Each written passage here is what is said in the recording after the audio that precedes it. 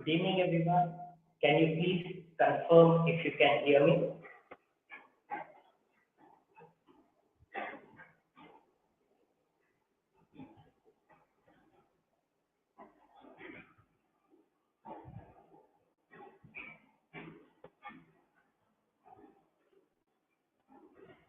So I have put a poll question. Just answer the poll. Barney will be joining with us shortly. So meanwhile, let me share yesterday's session link.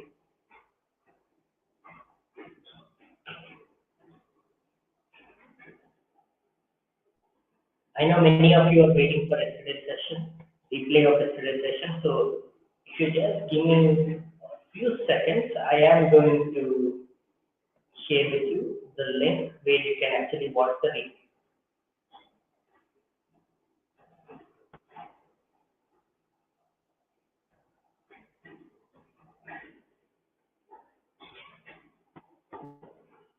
All right. So if you can look at your chat window, on top of it, there would be something called as a sticky note.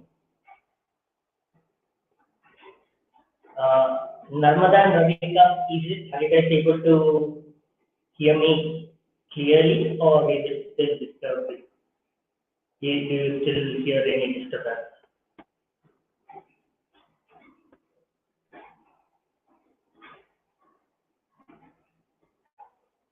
So let me ask you the whole question. Is my voice clear? Yes, no. So if my voice is clear, just respond to the poll as yes. That's surprising. 70% of you are saying the voice is a little low. So what I'm going to do is, just give me a second. Let's do something.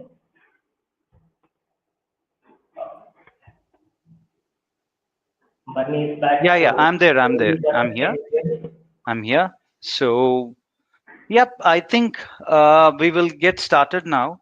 And there are a few more people who are yet to join. And is there an echo? Do you hear any echo from my side?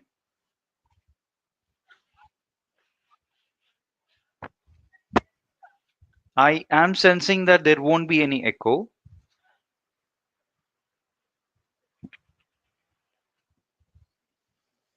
No echo. Wonderful. So,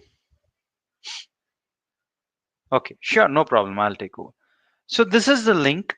I just clicked on that, and you have this YouTube live. Every day we are going to do uh, YouTube live so that everyone else also gets access to this. We had 587 people who have viewed it. I just request one thing from you all, just click on subscribe here. Otherwise, the future videos you might not get access to. And whenever we do, you know what? My voice doesn't have an echo, right, Siddharth? Okay, so that's the link that I've just posted. Please make best use of that.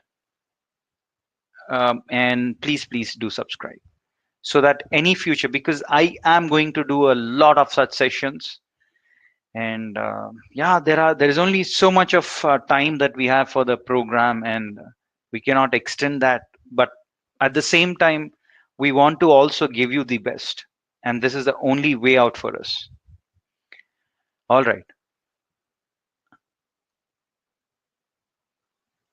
Okay, that's strange shake. Okay. All right, then let us proceed further, and let us do a quick recap of whatever we have discussed yesterday. We have started off with text mining. Text mining is all about dealing with unstructured textual data. And then you have NLP,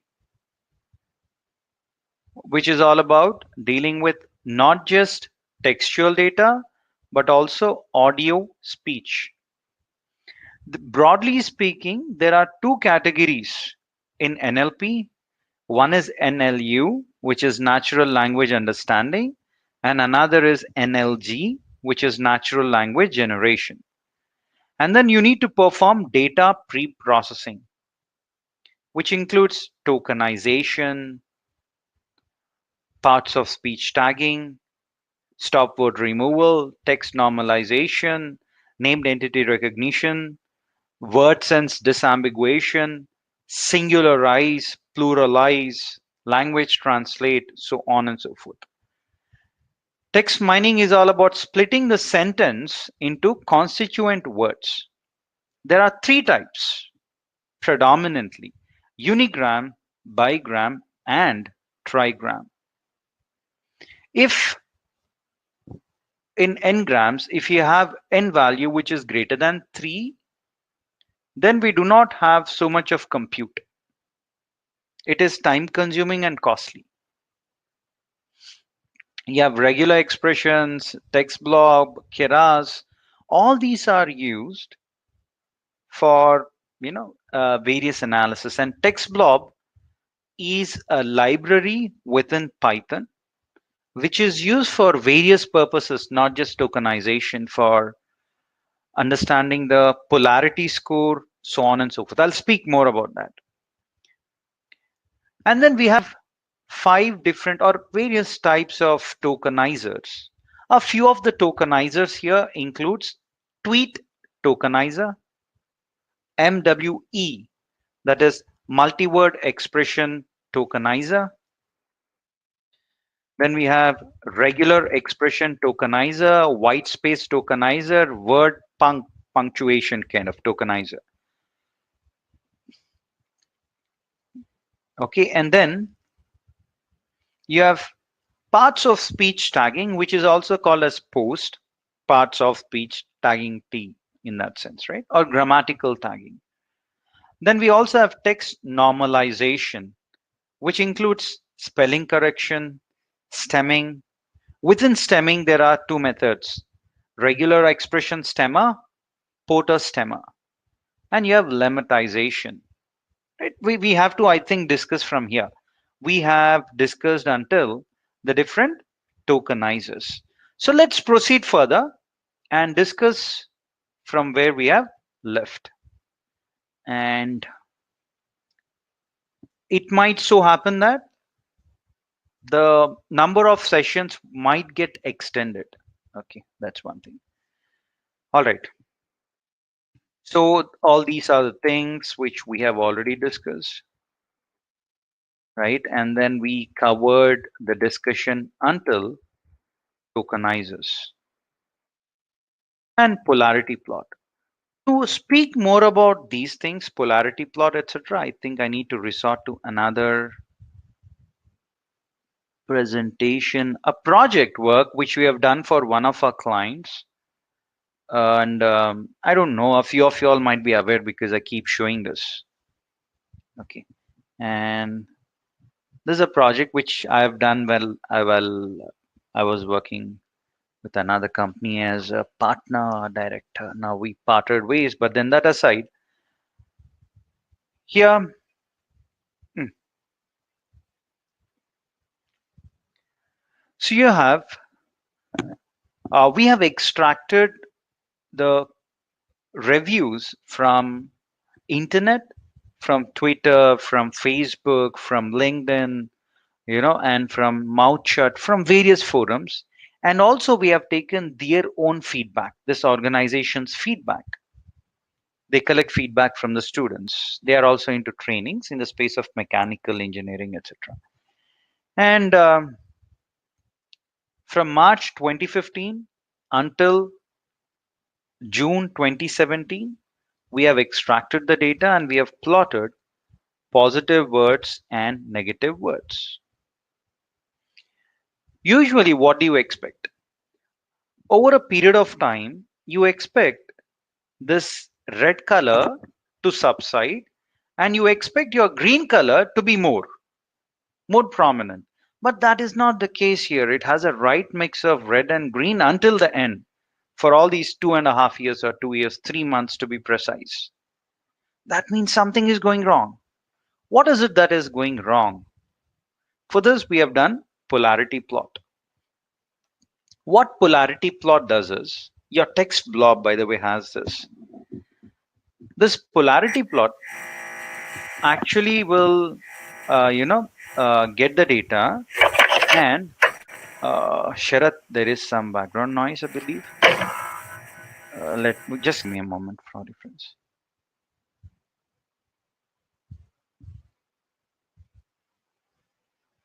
Hello, yeah. So here you have zero. Zero means a neutral word.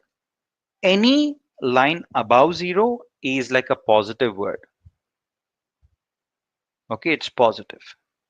So if you have a line like this, probably that means someone is saying that your training is good. But if someone says your training is awesome, awesome has a higher score in comparison to good. There are a lot of software, I mean a lot of algorithms which are used to generate such a polarity plot. Anything which is below zero is negative. If someone says your training is bad, mhm, if someone says your training is worse, then it will have more negativity than this bad, right? So that's polarity plot for you. Then we have done a semantic network. I think we had close to 12,000, approximately 12,000 documents or 12,000 students' feedback. When, I mean, you cannot possibly sit and read each and everything, right? That you can probably do that, manual reading, but it is called as brain drain, underutilization of human potential. Okay, since it's underutilization of human potential, you don't want to resort that, you don't want to take that route, and we want to automatically analyze, right? So we have done something called as semantic network. In the semantic network, when you look at this is how the data would appear. And you need to spend a lot of time on this, of course. Amount of time that you spend would be significantly less than reading the raw data of 1200, 12,000 reviews. Okay. In comparison to this, the amount of time that you spend on this will be less, but you need to spend. For example, the issue that they had was they were always requesting kindly provide certificate. So that's one thing which is catching the attention. The second thing is, the good part is faculty, instructor, probably they have good experience. Okay, they're clarifying the doubts properly. So that's the kind of insight which is coming, which was pretty good in that way. So we have done a positive word cloud. We have done a dendrogram to understand what is good. We have done a bigram. Bigram means word cloud. And yeah, if someone says good, what is good? You really don't know that. So when it says good experience, wow, that makes sense. Good knowledge, good teaching, staff is helpful, right? So that really makes sense. Staff is good, staff is excellent. And then we have done a negative word cloud. But then someone was saying problem. That word was very prominent. This problem is extremely prominent, right? It's bigger. So is doubt. When we have actually read this in context, meaning when we open the document, the raw document like this, all the reviews were written in this way, all the feedbacks. So when we have done a control F and when we search for that, we found that majority of the students wanted more practical problems. They needed practical problems to be solved. And here, also, I mean, you can do a trigram basically, haven't received certificate, right? So on and so forth. Kindly send certificate issue. These are the things which were catching the attention. Then we have done a segmentation k-means clustering on this scree plot, and then we generated, wherever there's a steep bend, you stop there and generate those many clusters. We have done that. What percentage of data falls in each cluster is also calculated. We calculated emotion mining. How many people are positive, negative, neutral, right? How many people are joyous, sadness, anger, fear, all of these things. We have done emotion mining using Fourier transform, wherein if, we have taken the reviews from March 2015 until June 2017. And for the first 2 months, there was a lot of negativity. People were writing negatively about this firm. And then they have taken some corrective action to get to the positive zone. They enjoyed positivity, but then there was a dip in these 4 months. Post that, again they came to the positive zone, and then again they started dipping. Okay, these are the kind of analysis that we have done, and you know that it's very old dated data. Okay, so we'll see if we can cover a few of those, but certainly not everything can be covered. Yeah, stemming. Two or more different forms of same word can be represented as different entities, right? And there are two different methods for stemming. Stemming is a technique which helps you get to the base form. You will try to get to the base form of the word. What do you mean by base word? If you have players, for example, you get rid of ERS and the base form happens to be play. If you have played, then also you know that the base form would be play. In this way, you can perform all these kind of cleansing. These are all part of cleaning your data. And then there are two methods to clean your data. One way is obviously to use this regular expression stemmer, wherein you see this when you have playing, then ing is removed. It is very essential to perform stemming, because without this stemming, without getting to the base form, your compilers and computing machines will treat this as a different word, and this as a different word, and this as a different word. But then these are all the same words which carry the same meaning. If you start treating all these three as three different words, then your analysis will be wrong, because all these three are the same words. Hence, we need stemming. Okay, and within NLTK, we'll also have hands-on now. There is something called as stem, NLTK.stem. Within this, you can import something called as regular expression stemmer, which will actually perform stemming. Okay, not just that, we also have another stemming technique, which is this Porter stemmer.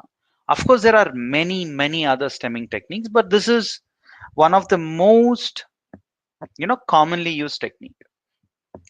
It removes morphological and inflectional endings. Morphological means it deals with your prefix, suffix, yeah, and for a fact that prefixes, suffixes should be removed, can be removed. And then you also have inflectional endings. For example, like this, classes. Within classes, you have this es. It removes, your algorithm removes that. It is implemented in following phases. It implements phase 1, 2, 3, 4 in that way. So phase 1, it makes the following changes. It will quickly look at all the words that you have. If there is any word ending with SSES, your algorithm would replace that with SS, as in here. Classes, remove SSES and replace it with SS. If you have IES, you can replace with I. If you have SS, you retain it as is, you do not make any change. If you have only S, you remove it. So on and so forth. That's phase 1. Then in phase 2, it makes the following changes wherein if you have a word ending with ing, okay, you remove that ing, like singing, playing, dancing, you remove that and then you get the base form. Morphology is study of language, study of words. Okay. Okay. Then you have phase 3, within which for longer stems, if you have words which are very lengthy, if you have ATIONAL, it will replace that with ATE. Would it be always right? I don't know. We don't know upfront. If something ends with IZER, like synthesizer, then you replace it with IZ. Then if you have ATOR, like creator, you replace it with AT, create. Then you have phase 4, wherein for longer stems, if you have AL, you remove AL. Okay, for able, you remove able. For 8, you remove 8, ATE. For example, if it's eatable, it has able, you remove that able and it becomes eat. In this way, people have spent months together, years together, decades together to come up with such a system. And you know what? Again, in NLTK dot stem, you have something called as porter. Within this porter, you just say import everything. You just say import star. When you do this, you can import this porter. All these various faces can be imported and you can apply these on your dataset. But then there is a challenge. When we apply porter stemma, there might be certain challenges very clearly. For example, if there is a term called as independence, you know what will happen? According to the rule, you need to remove ENC. If you remove that, the term would read as independent. Independ? Independ has no meaning. These kind of challenges arises. Hence, there is a better way, which is called as better way of handling this, which is called as lemmatization. These are all data cleansing techniques. If we apply Porter stemma on the word, result is this, which is meaningless. Such a word does not exist in English vocabulary. Hence, you analyze the word morphologies as part of lemmatization by checking for these kind of words in dictionary. If such a word exists in dictionary, then it will apply this kind of data cleansing. If such a word does not exist in dictionary, then it will not do it. It will say, okay, let me return the same thing. Or if there is any better base form available in dictionary, it will identify that.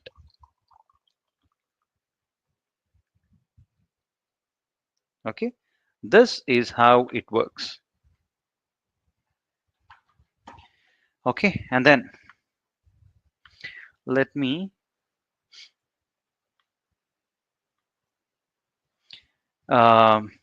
move further. There is also something called as singularize, pluralize. Why is this important? If there is a word called screen, And if there is a word called screens, we should not be treating these two as two different terms.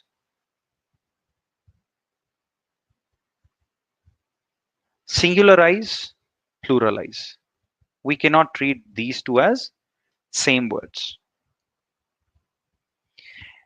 Uh, so, I mean, not we should not treat, your computer should not treat these two as uh, two different terms. So what we do is either we convert all the plural terms to singular or all the singular terms to plural. But usually what people do is they take all the plural terms and then they make it singular. All the plural terms are taken and then you make it singular. But to perform this, once again, you can make use of Python code. Even before that, for lemmatize, once again from NLTK, you have something called as stem. From that, you can import a class called as word net lemmatizer. This is what you use to lemmatize. And singularize, pluralize, for this, you know what? The functions and the code would be extremely simple. Okay, it's just dot singularize, dot pluralize kind of. But then to singularize and pluralize, you have something called as text blob. You take that, you make certain changes, which you'll see now. And then you say those words, whatever word you want to singularize, you just say dot singularize or dot pluralize. That's it. Those are the simple functions which exist for singularizing and pluralizing. You convert everything to a common case in some sense. Then we also have something called as language translate. By the way, we will do all of these things practically. Just bear with us here. You can convert one form of the language to another. So once again, in text blob, there is an option called dot translate. And within this, you say that you want to translate from a language, which is probably English, to whichever language you want, German or Espanol. Espanol means Spanish. Or Spanish to English or German to English. You can do all those kind of translations. And then we also have this stop word removal. I'm sure you guys are aware of stop word removal, wherein it's all about, there are a lot of terms such as I, am, we, the, a, is, but. However, in that way, there are a lot of stop words. All you need to do is you can go to internet and simply download the stop words. Do I have it somewhere? Let me see. Yeah, here. So you just go to the internet and download. Any dictionary would have this.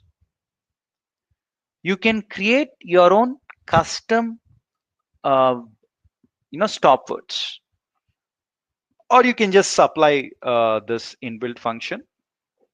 I mean, this particular data set, load it, and then whatever words are appearing here, I ensure that those kind of words are removed. And we have general features. Feature extraction is the next topic that we are discussing now. And within this, what are the most general features which can be extracted from your text? One is the number of words. This is the most raw feature that anyone can get observe in the data. It's just simply number of words. That's it. How many words appear? And then you have polarity, which we have actually seen, right? Polarity is also something which is part of text blob. There are various different ways of plotting your polarity. And You have subjectivity. Subjectivity is just that it's different set of words that you wish to extract. It is majorly used in um, linguistic study, right? It's very domain specific. If you were to ask me, um, meaning what are the emotions of the people, right? Can you actually identify the viewpoint of an author on why is that author writing in that way? Can we actually extract those kind of features? That's all subjectivity or opinion based extraction.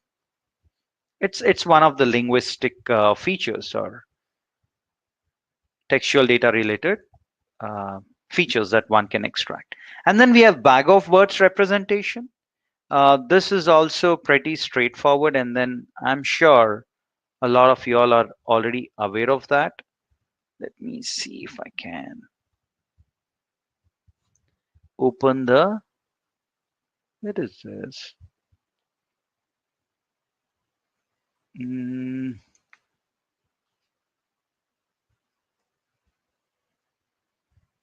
yeah, this is called as bag of words representation, wherein if there is a text which is provided, you're going to split it. All these are your stop words. These are removed. All these stop words are removed and thrown away.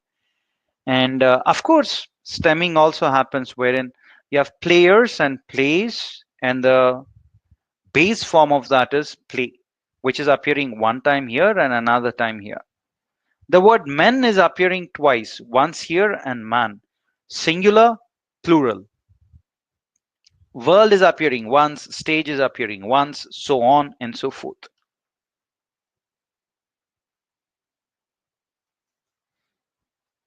So we have bag of words, and there is another law called as um, Zipf's law. This is a very interesting law which exists and which is extensively used in text mining. It's empirical. Empirical means you decide basically, kind of, right? It is named after a person called as George Kingsley Zipf, who first proposed this, and he told that it should be there. Yeah, for a given corpus of natural language utterances, the frequency of any word, right? Any word, the word number, right, is inversely proportional to the rank in the frequency table.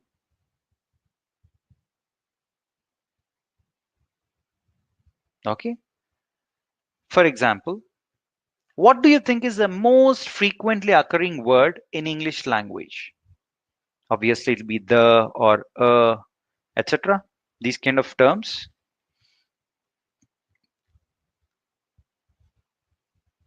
right? So this kind of most frequently occurring word has less importance. So if it is appearing more number of times, it is inversely proportional to how important that is in the frequency table in some sense. If I were to explain this in finer detail, then I need to also explain you about something else which is called as term frequency inverse document frequency. And to get to that term frequency inverse document frequency and explain about this formula, I first want to go here and explain you about this table. A few of you all are already well versed with these. They have already seen this table maybe, but that's okay. So we have done a research on Xbox a few years back. Okay. And this is a project which I was personally involved in. So earlier while we were having a different firm, I used these there. Now, of course, it's since you know these are all my property, I'm just using it in my company now as well. All right. So here you take all those words and you create something called as document term matrix. What is a document? Each review that people write is a document. So person 1 is writing reviews, 2, 50, all these people are writing the reviews. And you take the first review, you look at how many times the word keyboard is appearing. It's appearing 4 times. And in this first review, the word USB is appearing once. In this first review, the word free is not appearing at all. And in the first review, the word hard is appearing twice, so on and so forth. Then you take the second review, look at all these, go to the 50th review. The word keyboard is appearing twice, USB is appearing 3 times, the word free is appearing once, hard is appearing, sorry, 0 times, hard is appearing once, so on and so forth. Now, if you count on how many times the word keyboard is appearing, you see that the word keyboard is appearing 200 times in 100 documents. Then how many times on an average is it appearing in each document? 2 times. If in 100 documents, 200 times, one document twice on an average. That's called as document frequency. The word USB is appearing 50 times in 100 documents. So it's appearing 50 times in 100 documents. How many times is it appearing in each document? In each document, how many times does it appear? 0.5 times, or 1 by 2, or 0.5. And the word free is appearing 100 times in all these 100 documents. Then how many times does it appear on an average in each document? 1 time. Now if you observe person 50, he or she is referring to the word keyboard 2 times, and person 70 is referring to USB 2 times. That means, is keyboard as important to person 50 as USB is to person 70? Answer is no. Why no? Because person 50 is referring to this 2 times, but on an average, all the people are any which ways referring to this word keyboard twice on an average.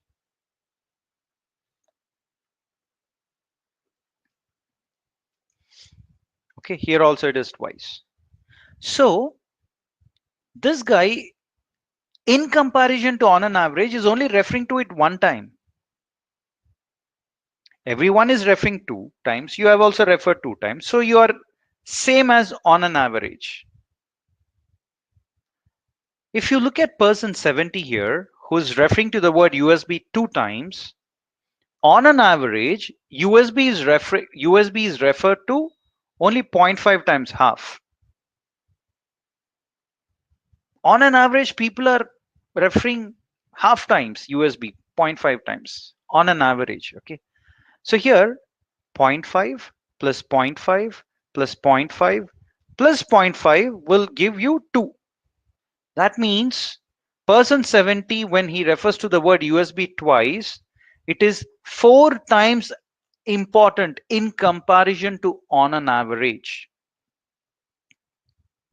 In comparison to on an average, it is 4 times as important. Okay, if you just look at the term frequency on how many times each term is appearing, that's term frequency. But when you take this document frequency and when you take the inverse of that, here you have 0.5, which is half, inverse of that is 2, and multiply it with term frequency. So term frequency multiplied by inverse document frequency. So take this 1 by 2, multiply it throughout, and you know what, it becomes 1. That means it's only 1 time as important in comparison to on an average. And here you have 2, keep multiplying with 2, and here you get 4. So this for person 70, this is 4 times as important, okay, in comparison to average, on an average. Now I'm sure you will start, I mean, it will start making sense here. So to quickly tell you here,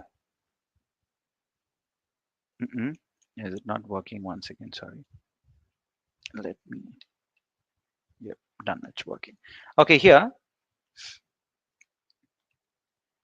if I say sun rises in the east, what is the probability associated with this? Probability of this event occurring would be 100%, because obviously sun rises in the east. There is no meaningful information in this. So information contained in this event is zero, negligible. Hey, sun rises in the east? How strange. Yeah, there's nothing unique about that. But if I say we had an earthquake in Hyderabad, this is a news, because the probability of earthquake occurring in Hyderabad is very, very, very less. Such rare events will have high information. It will become flashing news, right? At 9 p.m., Arnab Goswami will come on the news saying that, forecasters didn't forecast properly and they have to be sued, right? So that's, it will have very high information content. This information contained in the event is inversely proportional to the probability, and we use log for mathematical purpose. And in this specific scenario here, we actually make use of this log for dampening the effect of those terms which appear maximum number of times.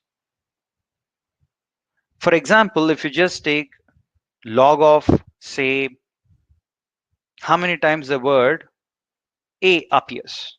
How many times do you think a appears in documents? Many, many times. It will be like, if you have a big corpus, it might be 1,000,000 times. Okay, 1,000,000 times. And if you look at a word such as corpus, how many times do you think corpus appears in typical documents? Maybe 100 times, 1,000 times, in the kind of documents that you're working, right? So this is very irrelevant word appearing 1,000,000 times, very logical word appearing 100 times. When you want the difference to be reduced, you can take a log. All you do is, I am going to just quickly resort to the software. Yeah, here it is. Yeah, let me do here. If I say log of 100, it's 4.6. And if you say log of million, it's 13.8. So the difference between 100 and a million is too high. But the moment I take a log, the differences will come closer. That's the reason why we don't want some rare word to have too much of importance to be given. We don't want that to have a huge number. And that's another reason why we take a log here. But then if I bring this on the top, it becomes minus log of probability of the event occurring. And what is the formula for probability? Number of interested events divided by total number of events. And here, if you're looking at DFI, that is number of documents with the term J. DFJ is nothing but number of documents or number of reviews with a specific word J. Whatever be that word. It could be corpus, it could be number, it could be words, it could be polarity, some number, some word, divided by total number of events. So you're interested in this word, in how many documents is this appearing, divided by total number of documents. N means um, total number of documents. So this can be written as minus log of dfj by n. Now if I want this negative sign to go away, I'll just flip this once again and it becomes log of n divided by dfj, and that is exactly what you're seeing here. Okay, that's your term frequency inverse document frequency. It's the same thing. You take term frequency, multiply it with the inverse document frequency, and for inverse document frequency the formula is given here. So term frequency multiplied by this, which is inverse document frequency. Yep. Next, we also have something called as text similarity. Say you have two people, person 1 and person 2, giving a review of a specific product, maybe say iPhone, on Amazon. Both of them have given reviews. Now you want to determine on how similar or how dissimilar the reviews provided by these two people are. How similar or how dissimilar are the reviews provided by these two people? And when you look at this, person 1 is probably referring to the word screen 3 times, and person 2 is referring to the word screen 1 time in the review. Then you have the battery. Person 1 is referring to the word battery 5 times. Person 2 is referring to the word battery 4 times. And then here, maybe this is mm, what do I say? Okay, megapixels camera, quality of camera. Person 1 never referred to that. Person 2 also never referred to that. And then you have the faceplate, maybe cover, phone cover. They are referring. Person 1 is referring to the word faceplate once. Person 2 is never referring. How similar are these two terms is something that you want to calculate. How do you do that? Two ways. One way to look at it is perform cosine similarity. How do you do that? Let's understand. You do A dot B. So 3 multiplied by 1, 3 multiplied by 1 plus 5 multiplied by 4 plus 0 multiplied by 0 plus 1 multiplied by 0 divided by magnitude of A. How do you calculate that? Square root of 3 square plus 5 square plus 0 square plus 1 square into magnitude of B. So it's 1 square plus 4 square plus 0 square plus 0 square. I'm just taking all these values, squaring them and adding. When you solve it, you get 0.94. My question to you all would be, what is cosine or cos 90 degrees equivalent to? And what is cosine of 0 degrees equivalent to? Yep, food for thought. Trigonometry. Cos 90 degrees is equivalent to what? 0. And cos 0 degrees is equivalent to 1. What does that mean? If the two reviews written by these two people, the terms are really different, the text used is really different, then it would appear like this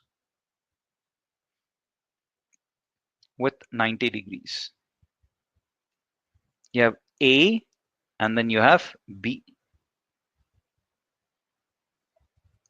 which is 90 degrees.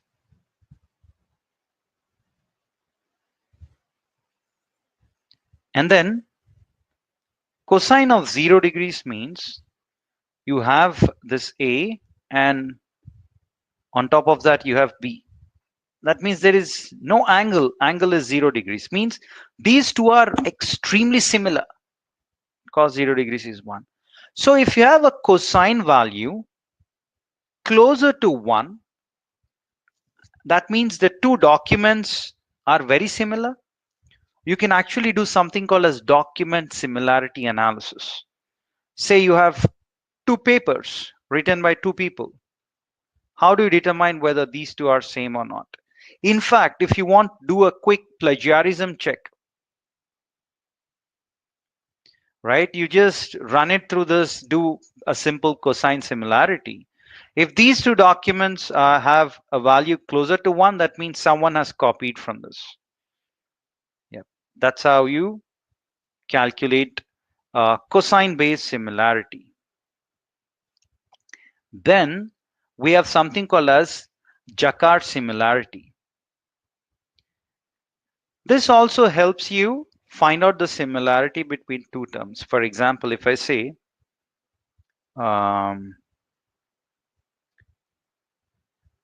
Sharat Chandra is a say trainer, and I'm just giving a a basic example here, wherein I'm just taking our trainer's name. Let me put it here so that it'll be simpler for me also. So if you say I like Sharat Chandra, okay, or I like trainer Sharat Chandra.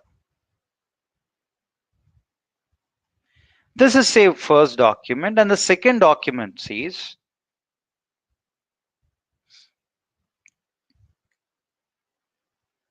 Sharat Chandra is not a trainer, he is a chief data scientist.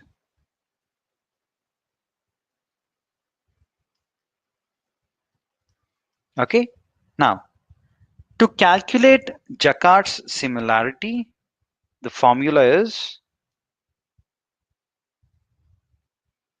number of common terms. How many terms are similar in these two, divided by total number of unique terms. Just because one of the terms such as E, A appears throughout doesn't mean you'll keep adding that to the denominator here in terms of unique terms, right? So what are the common terms and how many common terms do we have? Um, mm, mm, mm, mm, mm. Like is not there, I is not there, trainer is there. So trainer and trainer. So one common term exists, Sharat, Sharat, and Chandra and Chandra. So you have three common terms. So it's 3 upon unique terms. How many unique terms do we have now? I is not appearing, like, good. Is not, he, is getting repeated. So I'll not count it. It's not unique. Unique is if something appears only once. A is appearing again. I would not count that. This is unique, unique, and unique. 1, 2, 3, 4, 5, 6, 7, 8, 9. So 3 by 9, which is approximately, zero point 0.3 something something. This is your Jacquard's similarity. If this Jaccard similarity score is closer to 1, that means the two statements are very close to each other. Because the number of common terms, if they are same, that means these two documents are very similar. That means your numerator would become bigger, and that is the meaning. That would mean that your value here would be closer to 1. That's Jaccard's similarity. And then data visualization. You can actually visualize your data using a word cloud. Okay, you can visualize your data using something called as dependency parse tree. Okay, you can also find another visualization which is called as named entity. These are the various ways of visualizing your data. And you know what? It's not just word cloud. Everyone keeps speaking about word cloud. You know what?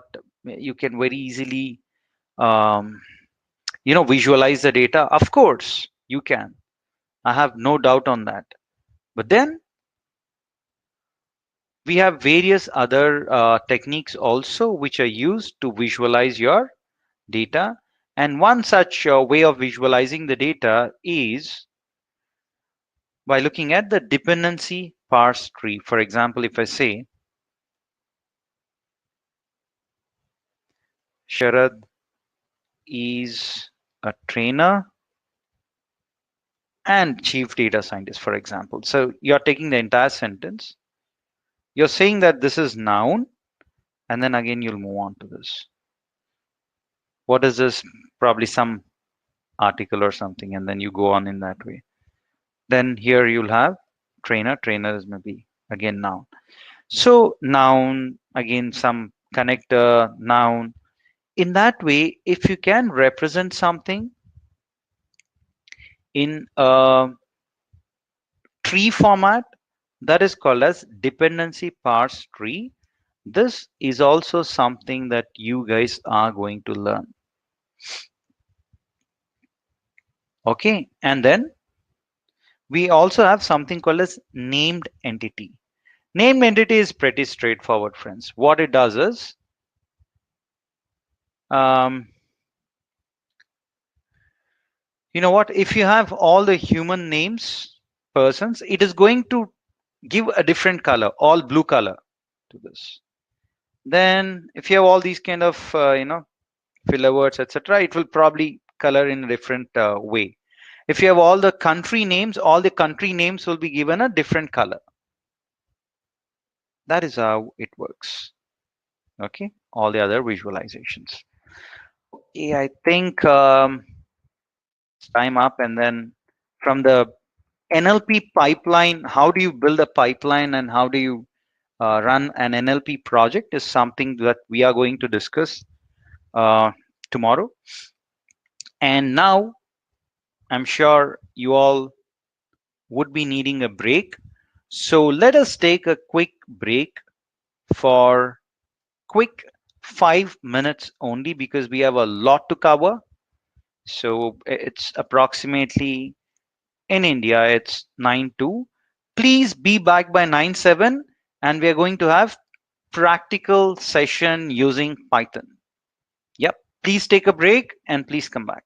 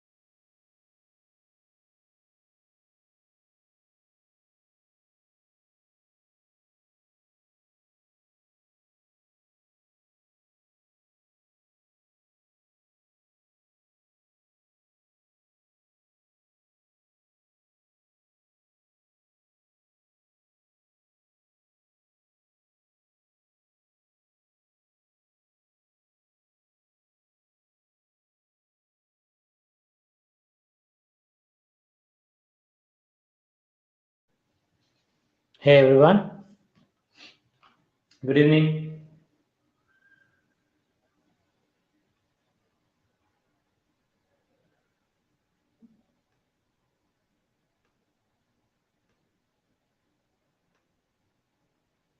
Yeah, confirm friends, are you able to hear me?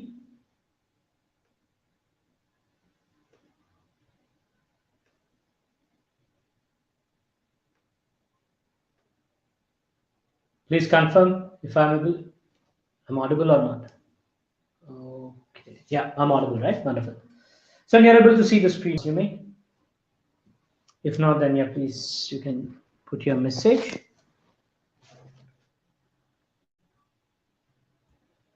All right. So let us continue the session now. We'll try to continue from where we have left yesterday in the coding part. So yesterday we were looking into this string tokenizing, cleaning, right? We looked into the n-grams. N-grams is basically to select the words or tokenize your words with more than one single word. So if I have the sentence, then first I will be cleaning it with these special characters. I'll basically use this keyword to remove it and then split the words, tokenize. Now this is for tokenizing one word from the sentence. Now we have multiple words.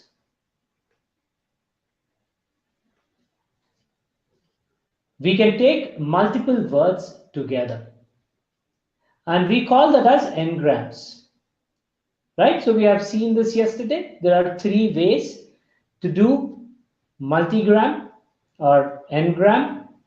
The first one is to define this custom function. This custom function is nothing but the same logic. I'm using the same logic. But here, when I'm taking the tokens, that is the words, I'm taking two words together using this particular command. And you get the breakup of these words like this. The cute. So add two words together and that becomes one token for us. Then we have cute little boy, boy is, so on and so forth. Similarly, we have three words taken together. Then we have taken NLTK n-grams. This is another way, the second way. And n-grams is an inbuilt function. And we are splitting it into two words. Okay, I've not defined it because I've not loaded this function. So I'm importing n-grams and then now splitting the words into two words tokens. And this is to split the entire sentence into three words token. Then text blob. This is a package which is required. You need to install it. From text blob, import text blob. Then define the blob, the sentence.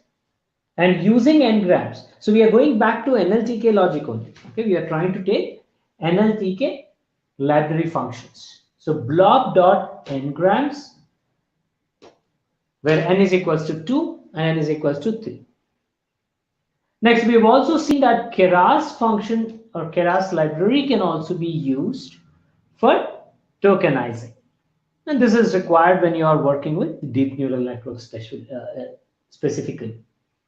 So I'm importing Keras and it imports TensorFlow in the backend.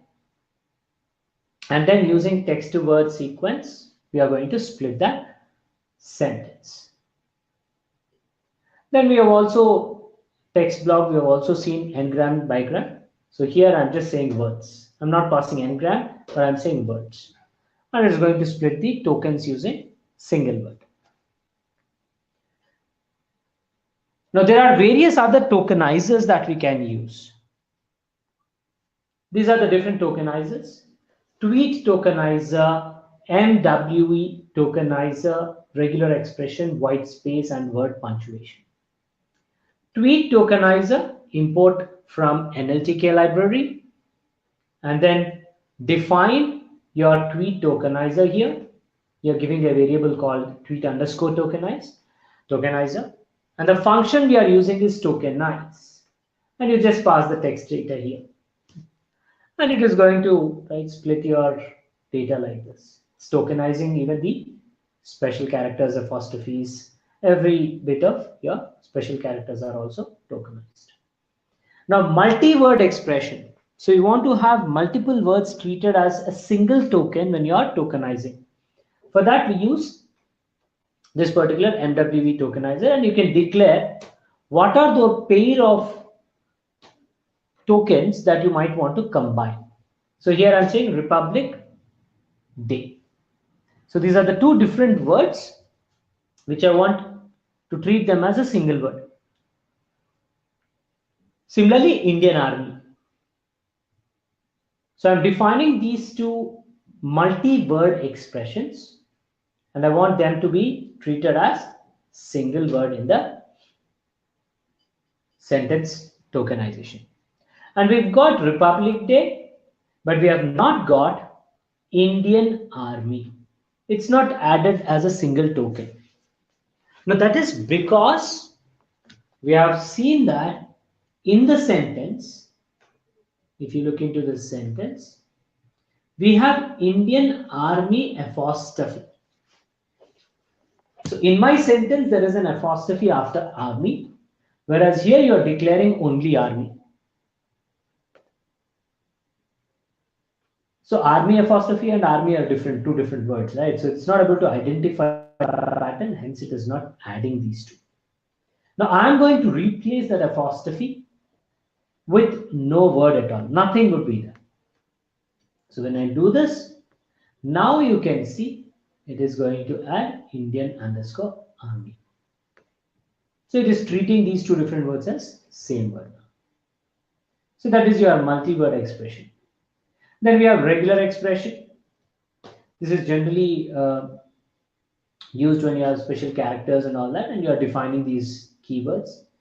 Identifying those keywords, definitions of those keywords is something that you have to basically try and remember. Keep a track of all these things. You can do a simple search and you will understand what does this string means. For capital letters, for special characters, you will have a different string. For numbers, you'll have a different string, right? So for like that, you'll have a different strings defined for tokenizing or cleaning, basically. Now, once you clean the data, then you can apply tokenization and you get this tokenized words. Okay. Yeah. Next, white space tokenizer. White space tokenizer is simply taking the words which are separated by a space. If you have space between the words, then treat that as a token. And that's what you get. Wherever there is a space, split them and take that as a token. Then we have punctuation marks. This particular word punch tokenizer is going to identify punctuation marks also as a separate entity, separate token. And none of the other tokenizers were able to identify few of the special characters, but this one will do that. Now coming to the next discussion, we are talking about stemming now. Stemming. So for explaining stemming, I'm loading this dataset called sentence 6. I love playing cricket. We are country of Sachin Tendulkar. Yeah, and then we Indians are should be mad about cricket. So I'm taking that example. And I'm saying cricketers or cricket players practice hard. Now, this stemming is a module that I am importing it from NLTK, and I'm importing regular expression stream stemmer. And I'm defining the stemmer by saying that ing should be identified and removed. Stemming, basically that's the stem what we are trying to look for. So it is going to look into each and every word from the sentence 6, and it is comparing the word and seeing if ing is there. And if it is there, clean that up. So you can see here it says I love play cricket, not playing cricket. Players is as is, it did not touch that because I have not defined anything for that stem, right? You can put, right, you can also try with stars and all that, explore that. Potter stemmer. Here I'm simply taking the Potter stemmer itself. I'm importing sentence 7, which is before eating, it would be nice to sanitize your hands with a sanitizer. And when I do,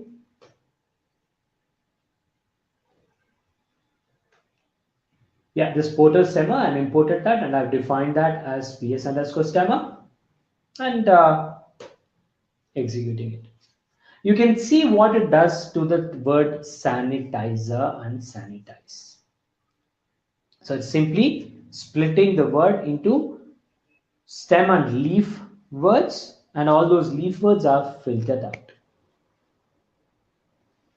Right? So that's how it is working on stem. Now we'll try and understand lemmatization as well.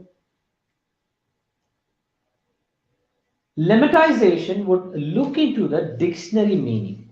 So the difference between stemming and lemmatization is that when stemming is being done,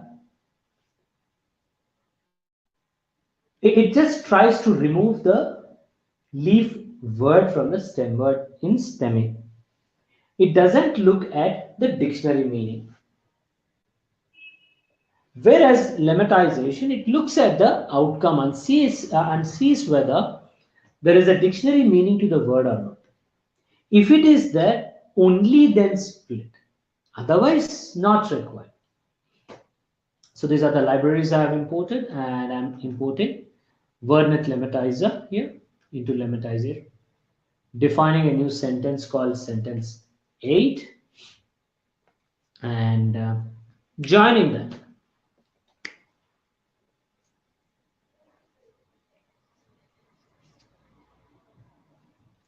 So the code executed today are far better than what we executed generally.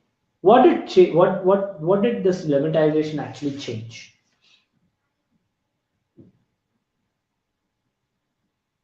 Did it alter anything?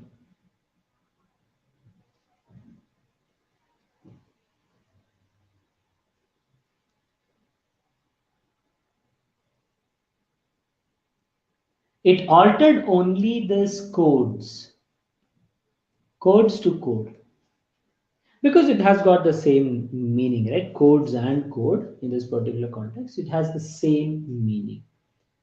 And because it has the same meaning, it went ahead and split the leaf word. If you would have applied stemming, then it would have removed certain things like executed. Execute is there, right? So it might work on that particular executed word. So that's the difference between stemming and lemmatizing. Then we have singularization and pluralization. Singular and plural. I'm importing text block. You might have already imported it, but in case if you have not done that, we need to do it now.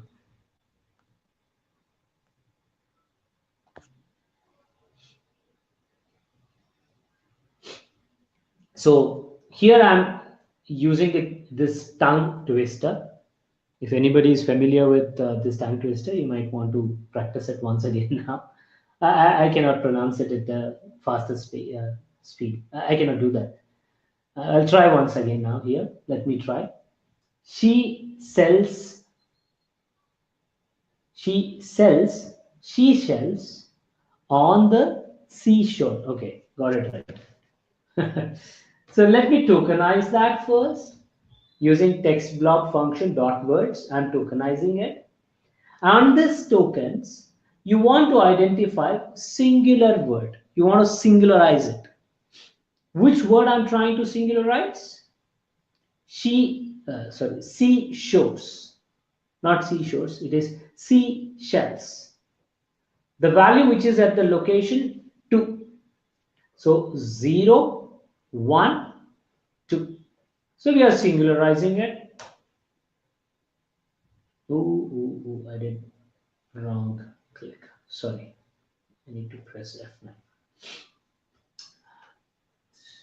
Execute it once again. My bad.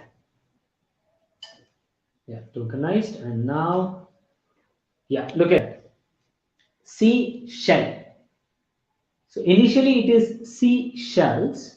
Now it says seashell. You can also pluralize. Seashore is there. You pluralize it to seashores. This way you can play around with the words.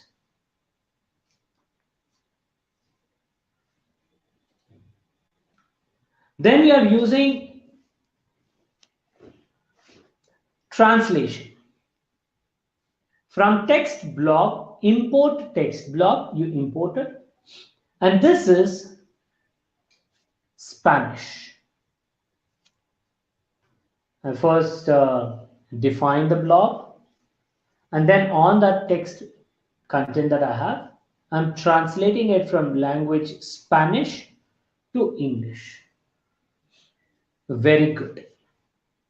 So it simply does the translation. There are a few other languages also which this text block supports. I want to explore them at a later point. Next, custom stop words. Yesterday we have seen that there are 179 inbuilt or predefined stop words. But in certain cases, you might want to have additional stop words being also filtered out. So in such cases, we use this. Tokenizer, I'm defining the sentence 9. Then I'm defining the list of custom words. We are doing the same logic. In predefined, we said it is a list of 179 words. And here I'm saying it is a list of 6 words now. You can combine as well. And then just filter out and choose only those words which are not present in this dictionary of custom words. So we have removed she, we removed on, the. So I'll have only cells, seashells, and seashore. This way you can do custom word filterization. Now, feature extraction. We are trying to do feature extraction here. And as part of the feature extraction, you will be doing these tasks. How many number of words are there? Does the text contains a specific set of words or not? What is the polarity of the word? And what is the subjectivity? And of course, we'll also look into the language identification. Which language is this? So as part of that, first I'm defining a data frame with strings list. It's a list of 3 different strings. So rows and columns would be there. Sorry, I have to select all the 3. So it is a data frame. You can see here it is a data frame. And this data frame consists of 3 rows and 1 column. What is a column name? Column header is 0. There's no column header in the first place. Right? So we have to probably define the column header. Let me adjust this so that I can see here everything clearly in the same space. So you can say df and it gives you column as 0. Now on this, you might want to add column names as well. So let us do that. So here I'm defining the column name as text. See what happens when I execute this and then df. So here it is 0 first, then text. Right? So because we are adding the column name text here for that particular data frame columns. Right? Next, the number of words, we are counting the number of words. So from text blob, import text blob, and I'm creating a new column called number of words. You just say df, in the square brackets, you're representing that string name in the quotes. It is going to give us the word or the column number of words. And in that column, we are trying to take a function which will be applied onto this text column. Text column has 3 rows. So this apply function is going to take each row and apply this lambda function to it. Now you guys, I'm assuming you guys already know what is lambda function. Lambda function is a custom function that we are writing, but we are not defining any name to it. That means I'm not reusing that custom function. We generally call it as nameless function. So I'm importing that. I'm applying that onto the data which is getting converted into string. And I'm taking each word separately. Dot words basically means just split the word and then count the length. So it is converted into a list and then we are doing a count. For each row you are doing that. And when you look into the output, you can see it is going to give you the count here. I can also open and show you here. Now I have 2 rows. It's not 1 row anymore. It has 2 rows now. And the second row is basically the number of words. How many unique number of words are there in each of this particular sentence?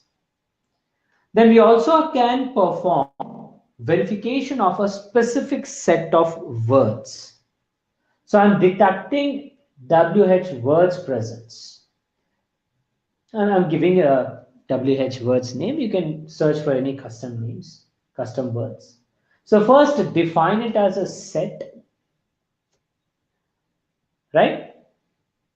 The word, this WH words, I'm taking it as a set.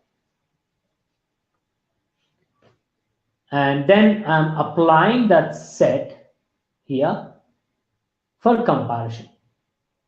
And I'm saying if that text, the first row, if it contains any of these words, then print true. When would you print true? If the length of that word is greater than 0. When you intersect these two, the length should be greater than 0. That means at least 1 should be there. If there is a mapping word, then it would be showing there, right? Intersection. So if it is greater than 0, that means the word is present. Any one of these words is present. If not, then mark it as false. And the true false would be assigned to this particular new column again. So let me load the data frame here. Now you'll have 3 columns. And you can see it says in this new words, WH words presence.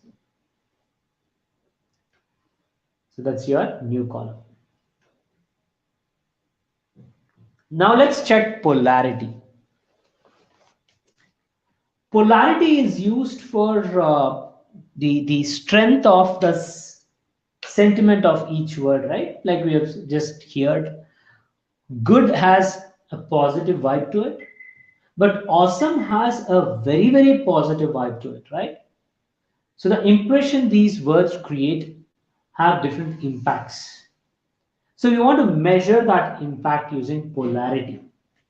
Now polarity is done using different parsers, different dictionaries. We call them as dictionaries. Like you have Atlassian dictionary, Oxford dictionary, Cambridge dictionary, right? These dictionaries have words and their definitions. And these definitions are defined, predefined, and each of this dictionary has a slight different meaning to each of the word. They put it in their own description way. Similarly, for defining polarity, we have different parsers, which are nothing but dictionaries. We also call them as lexicons. You'll come to know probably in tomorrow's or day after tomorrow's session. You'll come to know about lexicons and these dictionaries. So I'm just measuring the polarity, and you see the polarity is not there. That means the sentences are neutral here in these two. And for this, there is a polarity of 0.2. That means there is a small positivity in that particular sentence. Then we also have subjectivity. It's similar to what we have discussed in polarity, like what we have discussed in the theory. Then next we have language. What is the language that your text is written in? And you're saying it is English. All the three sentences are in English language. Right? So this is about the sentences, languages. Next, bag of words. BOW. Bag of words is a way to represent an unstructured data in structured format.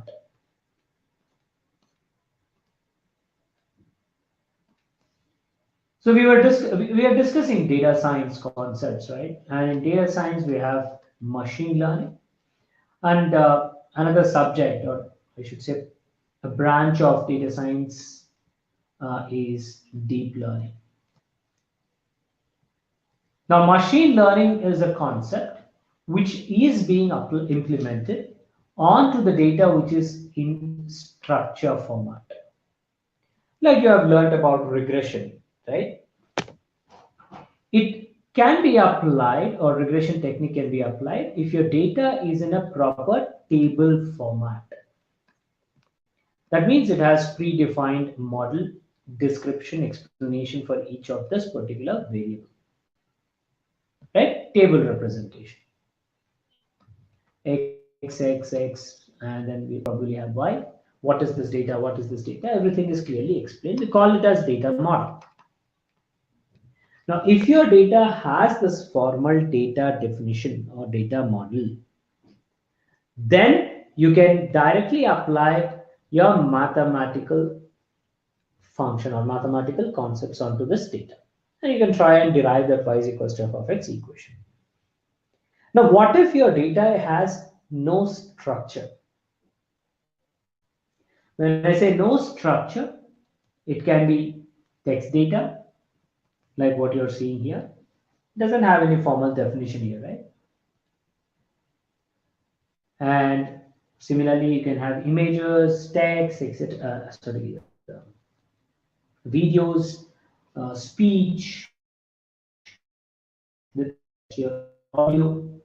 Generally, we take these as an example to explain unstructured data, because you cannot represent this in a table form, can you? No, right? It cannot be. It's just like a sentence. So when you have this kind of unstructured data, you cannot train your computer, your machine, because it doesn't understand the data that you have. Machines do not have thinking capability. We are trying to give that. But there are certain rules on which these machines are built. So to satisfy their requirements, we are going to alter this unstructured data into structure format. And that structure format is generally termed as key and value pair. Generally, and even if you talk about a table, you have a header, and for that header or for that column, you have values here. So this header is treated as key in a table, and the values that we have are obviously the values, key and value pairs. And based on the value that the key can take, in Python and of course in R, the interpretation of data types and data structures is done by the programming language itself. This is called as a formal definition of your data, right? Key and value pairs. So if I have to analyze any textual data which is unstructured in nature, First, I convert that into a structured formats using bag of words concept. So let us try and do that. So I'm importing pandas, and then I'm importing count vectorizer. This is available in feature extraction library of sklearn. From there, I'm using text, and from that, I'm importing count vectorizer. And I'm defining this text data corpus. Again, it has 3 sentences. I'm saying at least, let me try and move this. Okay, it's not working. So at least 7 Indian pharma companies are working to develop a vaccine against coronavirus. The deadly virus that has already infected more than 14 million globally. Bharat Biotech, Indian immunologicals are among the domestic pharma firms working on the coronavirus vaccines in India. So let me execute this, right? And if you see corpus now, these are 3 different rows, right? They're treated as 3 different strings. It's a list of 3 different strings. So wherever I have a comma separated, right, it treats that as 1 string. Okay, so we have 3 strings data now corpus, and I'm using count vectorizer. So vector, it is string is nothing but a vector of words, and you're doing count on top of that. Bag of words model, that's the name given, and I'm saying count vectorizer. And we are printing, right, the number of words, or we're basically looking at the bag of words to dense and converting it into a matrix like this. Bag of words. So your entire text data that we have is created or is tokenized, and the token is written on a row.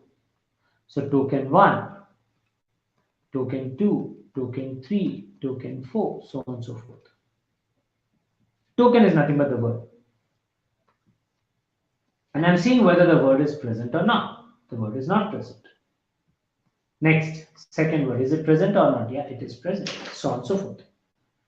So you're taking all the words that are present in 3 strings and then marking this one-hot encoding to your data. So wherever the word is present in that particular string, mark 1, otherwise mark 0. Right? But what is this data? If you want to see that, then convert that into a data frame. Same function, whatever you get. But this time, you're converting that result into a data frame and storing it into bag of words data frame. The bag of words data frame is this. But if you observe, the column names are not there. So we have to assign the column names here. So we are sorting out the vocabulary and then assigning it into the columns. Arrange them in the sorting order, right? First. Otherwise, one frequency to one other word. So make sure the arrangement is proper. And we are arranging in the increasing order. And when you look into the head, you can see that it takes the numbers first. 14. And after that, it is going to arrange the data in alphabetical order. And this is how you can see the data. So R is a word which is repeated in 2 different sentences. Working is also a sentence which is appearing in first sentence and the last sentence. Now, from this, I want to capture the features which are repeated, right, 5 times. Max features, I'm taking max features, 5. So first 5 features, try and capture that. Everything is same, you just define the count vectorizer now with this option called max features, which was not there initially. So now it is going to capture the data and sort that into the text using the text and then arrange that. So what are those words which are repeated maximum number of times? And that is here 2 and 3, right? And then arrange them in alphabetical order. Sorting. First you select, shortlist the top, right, list of words which are repeated more number of times, and then we can see those things. This is about count vectorizer, which is nothing but word cloud. Next, TF-IDF vectorizer. Term frequency, inverse, document frequency. Now this is a weightage mechanism, which you can imagine as a weightage which is giving us, or which is telling us, the importance of the word in that your DTM. DTM or TDM is nothing but the output that you get from your bag of words concept when it is applied to the entire string which has multiple sentences. So here, if you look into this, there are 3 different sentences, right? So for each sentence, it is coming up with the vectorizer, that's bag of words. I'm combining all of that. Then you get this arrangement. Now this arrangement is called as DTM or TDM. How to arrange a matrix? What is the dimension of a matrix?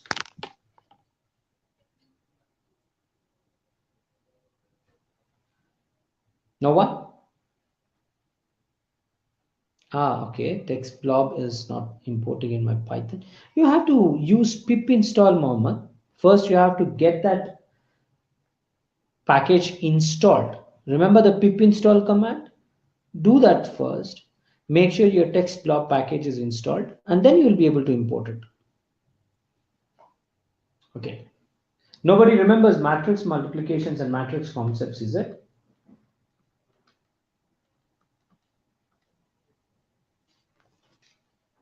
Okay.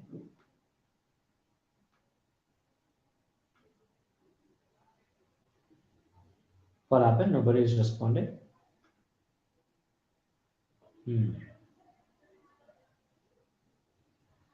Yeah, my dear friends, what is matrix dimension? How do you represent a matrix?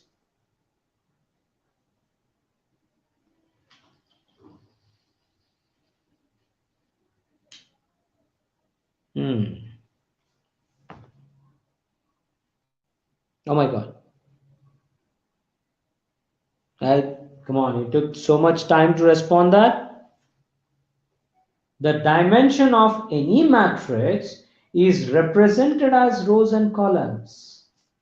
This is called as dimension. So how many rows do I have here? In the data frame that I have created here, this is the corpus. I'm creating it as a data frame, right? So in that corpus, how many rows do I have? 3 rows. So you have 3 rows that you are writing here, and the number of columns that you get when you are doing the bag of words, right? Now let's call it as words, the total number of words.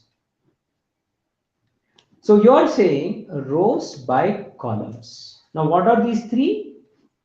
From the terminology perspective, each row is called as a document.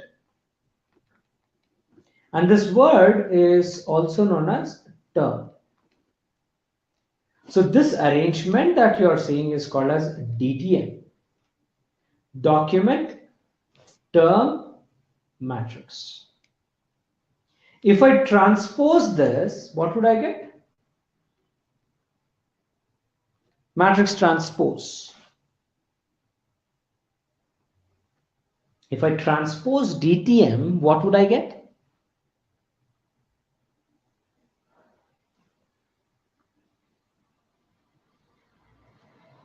I would get TDM.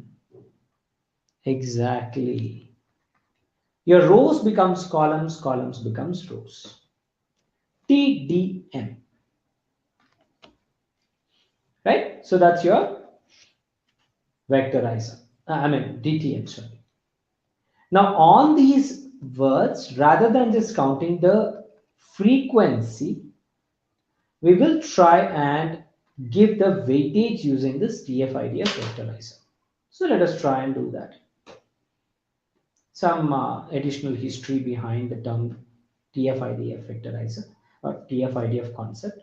I've imported the TF-IDF vectorizer and then I'm applying that and transforming it, transforming the original data into TF-IDF, and this is what you get.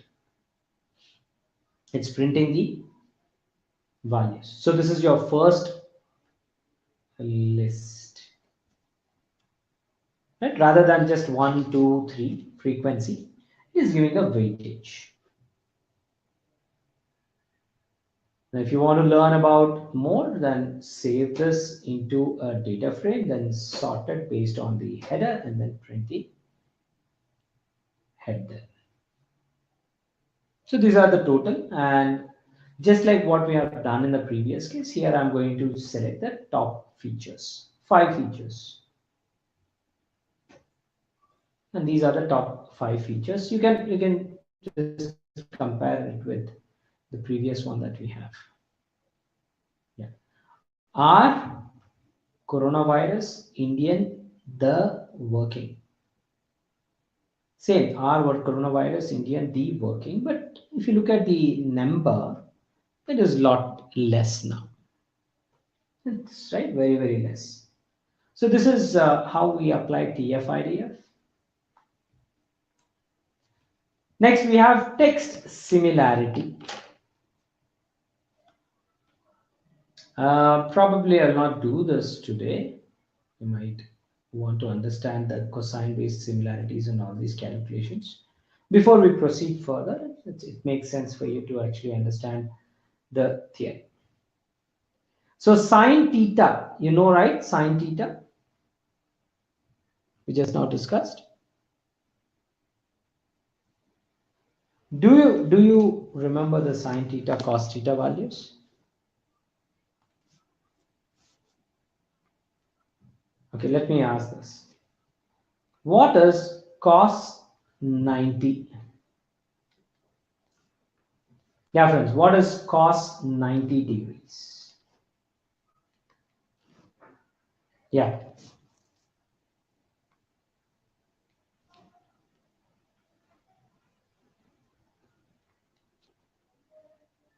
Very good. Cos 90 is 0.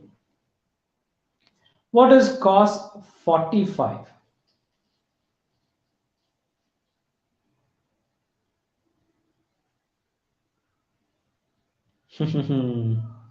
Cos 45.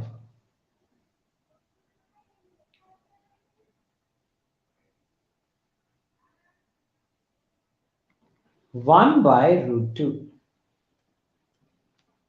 So if I have to write cos theta 0, 30, 45, 60 and 90, it's easy to start with sine theta because you might have by hearted these, internalized these values. 0, 1 by 2, root 3, 1 by root 2, root 3 by 2 and 1. So here I am arranging them in the reverse order. This is how you deal with your sine theta and cos theta. Now there is a shortcut to remember this. Not sure if you are familiar with or not. So in order to calculate sine theta,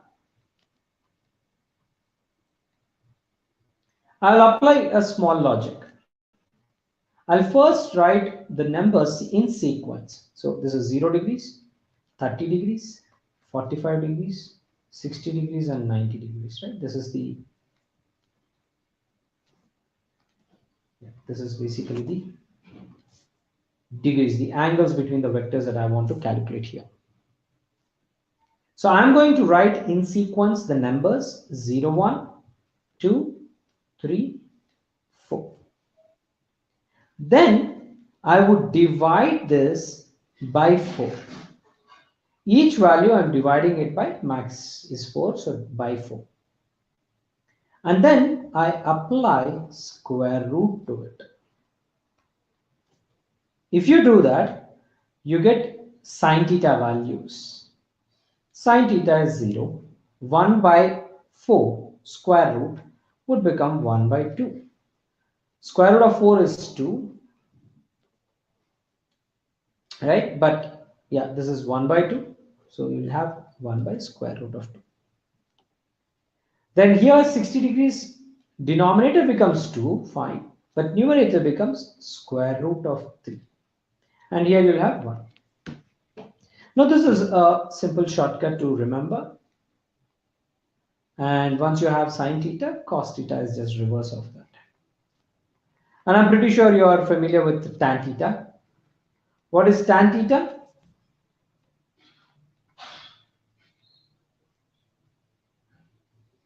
How do we write tan theta?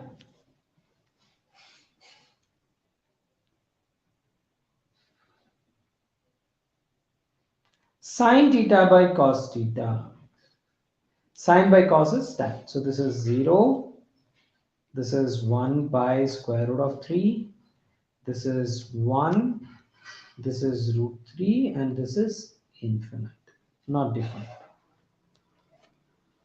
This is basically your tan theta, right? So very simple way to remember your sine theta, cos theta values like this. You just have to remember this logic, right? Now, if I want to apply the similarity check between the values, between the text content of the documents, then we use that sine cosine similarity. So if you have cos theta between the two vectors, so each document that you are considering or each sentence that you are looking at is a vector. We treat that as a vector, which is combination of words. If you are trying to look at the similarities, then you are saying the angle between the vectors. And if your cos theta is 1, what does that mean? If cos theta is equals to 1, what does the similarity aspect become here? What is the angle between the vectors?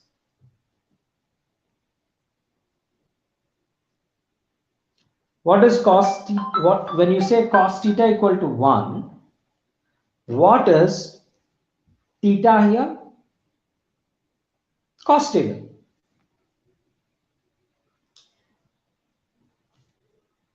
Cos theta is 0 degrees.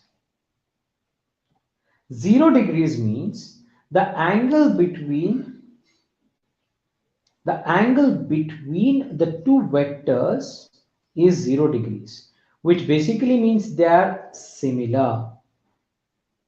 They are similar. That's the reason they are going parallel. There is no intersection. If I have cos theta as 0 or close to 0, then the theta becomes 90 degrees. 90 degrees means they are perpendicular to each other, right? Like this. That means they are exactly going opposite to each other. So here we are interpreting that these are dissimilar. That's the interpretation between your cos theta and the similarity checks, right? So as I said, we will discuss this feature engineering on the text data in the next class. Now let me look into your questions. Do we have any questions for the content that we discussed till now?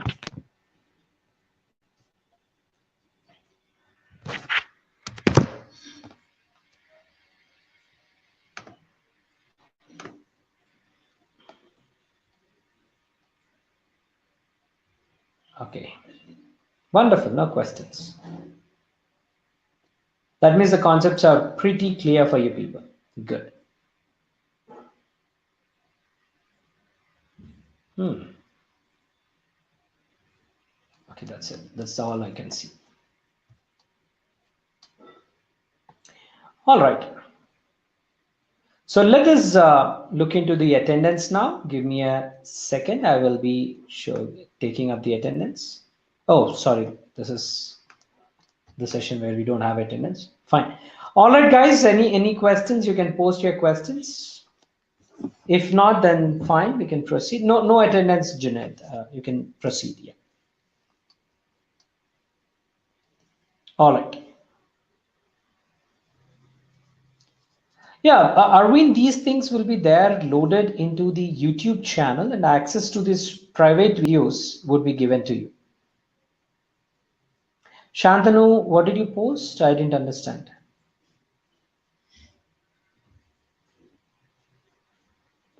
What did you post earlier? I did post one earlier. What does that mean?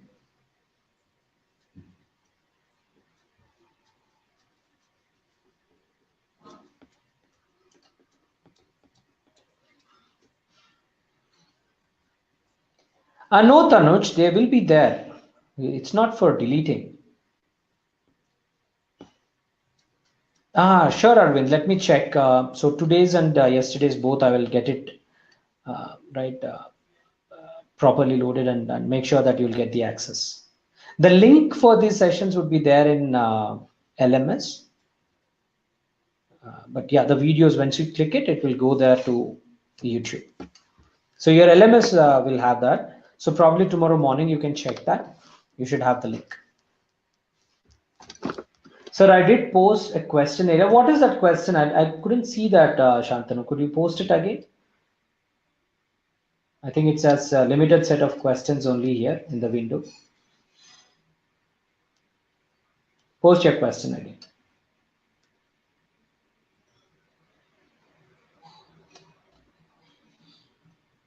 Okay, what is this?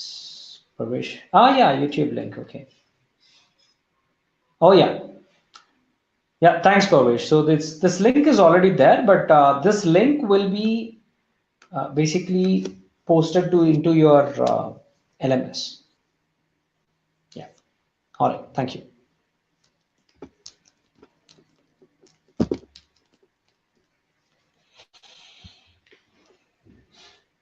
Oh, yes, Arvind, we will be continuing the topics on text data analysis, and then we'll move back to our regular classes.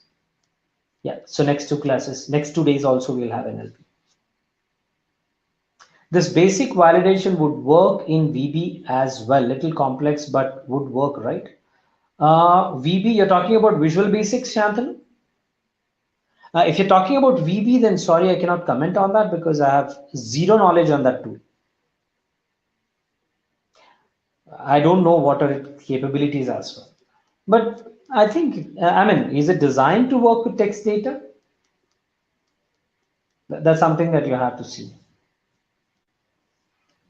Hey, Is it designed? Shantanu, we actually use Python to do predictive modeling.